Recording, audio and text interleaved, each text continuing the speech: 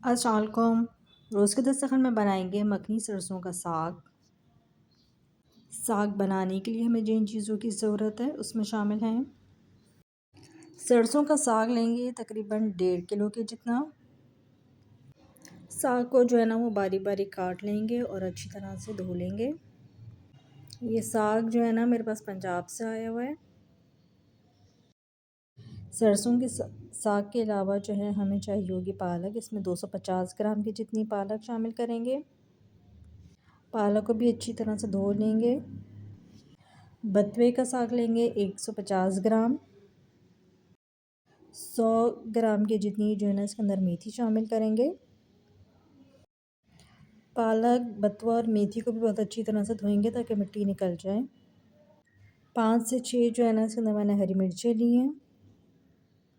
1 inch का टुकड़ा अदरक का लेंगे। 4 जवे जो है वो लहसुन के लेंगे। नमक जो है ना इसके अंदर लेंगे 2 चाय के चमचे।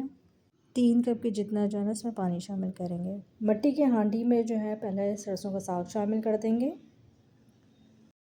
मिट्टी की जो हांडी है वो थोड़े से बड़े साइज़ की लेंगे ताकि सारी चीज़ें एक साथ ही इसमें शामिल हो जाएं। सरसों का साग जो है ना वो इसके अंदर शामिल करने के बाद पालक, बथुआ और मेथी शामिल करेंगे। चूल्हा जो है ना वो जला लेंगे दरमियानी आंच पे ताकि साथ साथ जो है ना वो पकती भी रहें। सारा जो साग है ना वो मिट्टी की हांडी में हमने डाल दिया है। अब इसमें जो है ना वो हम नमक शामिल करेंगे। नमक शामिल करने के बाद इसमें लहसुन अदरक शामिल कर देंगे। फिर इसमें जो है ना वो साबुत हरी मिर्ची शामिल करेंगे। नमक और मिर्ची जो है ना वो आप अपने टेस्ट के मुताबिक कम और ज़्यादा कर सकते हैं।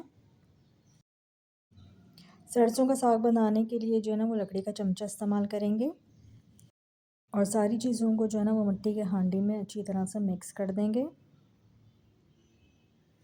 सारी चीज़ों को जो है ना वो अच्छी तरह से मिक्स करने के बाद अब इसमें 3 कप के जितना पानी शामिल करेंगे। मखनी सरसों का साग जो है ना वो बहुत जल्दी बन जाता है। इसमें मज़ीद और पानी शामिल करने की ज़रूरत नहीं होती। सारी चीज़ें इसमें डाल दी हैं हमने। अब हांडी का ना ढकना लगा के इसको कवर कर देंगे और 1 से 1.5 घंटे तक इसको हम पकाएंगे। उससे पहले जो है ना हम ढकना नहीं खोलेंगे। अच्छी तरह से कवर करेंगे ताकि इसमें से जो है ना वो स्टीम ना निकले। 1.5 घंटे के बाद जो है ना वो मैं आपको ढकना खोल के चेक कराऊंगी।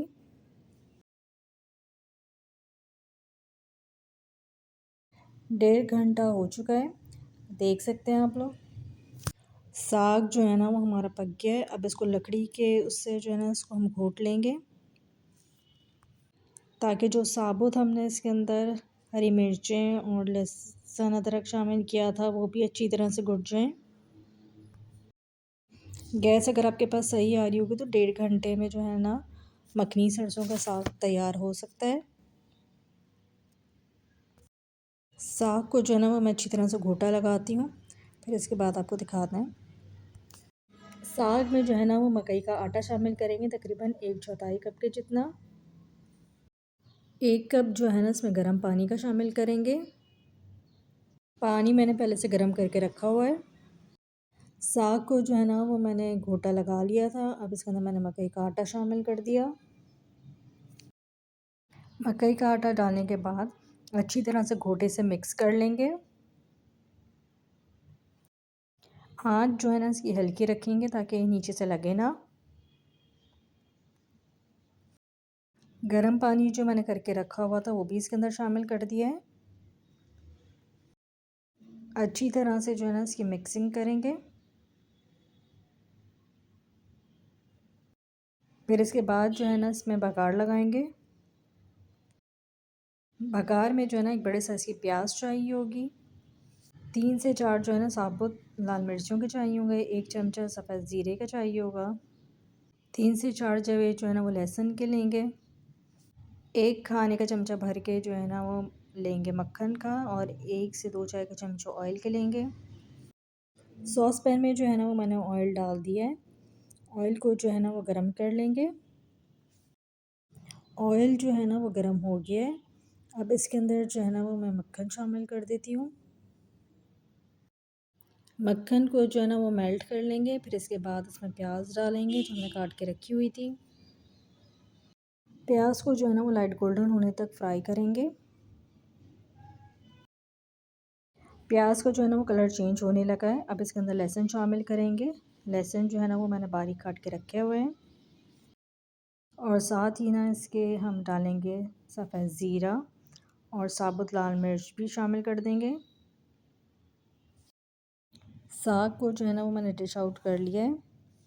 जैसे ही बघार तैयार हो जाएगा तो साग के ऊपर जो है ना वो तड़का लगाएंगे। बघार जो है ना वो हमारा तैयार हो गया है। साग को जो है ना वो मकई की रोटी के साथ सर्व करें, बहुत मज़े का लगता है।